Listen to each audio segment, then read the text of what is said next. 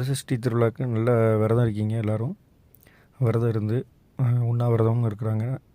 இதே மாதிரி இருந்து அந்த 6வது நாள் சஷ்டி அன்னைக்கு, அதாவது சூரசம்ஹார தினம் அன்னைக்கு வந்து சிலர் வந்து விரதத்தை முடிப்பாங்க.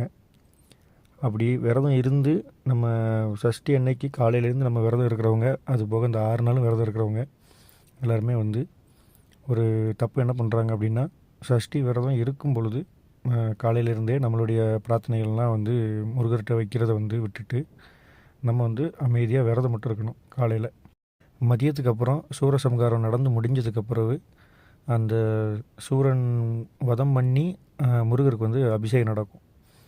அப்போ வந்து நாம் திருச்செந்தூரில் உள்ளவங்க என்ன பண்ணுவாங்கன்னா, அதுக்கப்புறம் வந்து கடலில் குளிப்பாங்க. எதுக்குன்னா, அந்த ஒரு சம்ஹாரம் நடந்தது அதில் கலந்துக்கிட்டதுனால அந்த ஒரு இது கழியணும், தீட்டு கழியணுங்கிற மாதிரி ஒரு கான்செப்டில் கடலில் முருகரும் அந்த இதில் குளிப்பாங்க. அதே மாதிரி கடலில் வந்து இருக்கிற பக்தர்கள் எல்லோரும், விரதம் இருந்தவங்க எல்லாருமே வந்து கடலில் குளிச்சுட்டு தான் வந்து சாப்பிடுவாங்க. இந்த விரதத்தை வந்து நிறைய இது பண்ணுவாங்க. இதுதான் வந்து இந்த சஷ்டி விரதத்தில் வந்து கடைசி நாள், அதாவது 6வது நாள் நடக்கக்கூடிய விஷயம். இதில் வந்து நாம் வந்து பண்ணுற தப்பு என்ன அப்படின்னா, நம்ம விரதம் காலையிலே இருக்கிறதுனால நம்ம காலையிலேருந்தே நம்ம வந்து முருகர்கிட்ட ஒவ்வொன்றா கேட்டுட்ருப்போம்.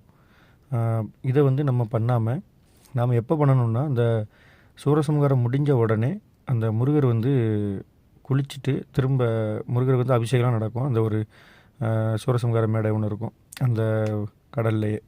சூரசம்ஹாரம் முடிச்சுட்டு அந்த ஒரு மேடையில் வந்து நம்ம முருகரை வச்சு திரும்ப அங்கே வச்சு அபிஷேகம் பண்ணிவிட்டு திரும்ப வந்து முருகரை வந்து கூப்பிட்டு போவாங்க. அந்த டைமில் வந்து நம்ம வந்து நமக்கு தேவையானதை கேட்கணும். பெரும்பாலும் சஷ்டி விரதம் வந்து குழந்தை பாக்கியத்துக்காக தான் வந்து நிறைய பேர் இருப்பாங்க. ஒரு 70% மக்கள் வந்து இந்த குழந்தை பாக்கியத்துக்காக தான் சஷ்டி விரதம் இருப்பாங்க.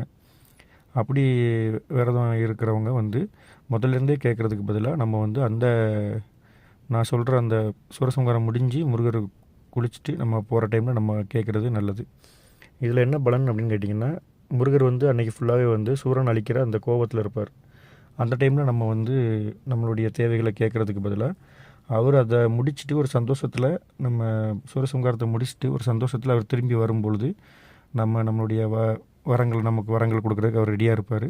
நம்ம அந்த டைம் கேட்கலாம். அதே மாதிரி நாமளும் இப்போ சூரசம்ஹாரத்தில் நம்ம பங்கேற்றுக்கிறோம், நம்ம திருச்செந்தூர் கடற்கரையில் இருக்கிறோம் அப்படின்னா, நம்ம கடலில் குளிக்கும் பொழுது நம்மளும் வந்து ஃபுல் பாசிட்டிவ் ஆயிடுவோம்.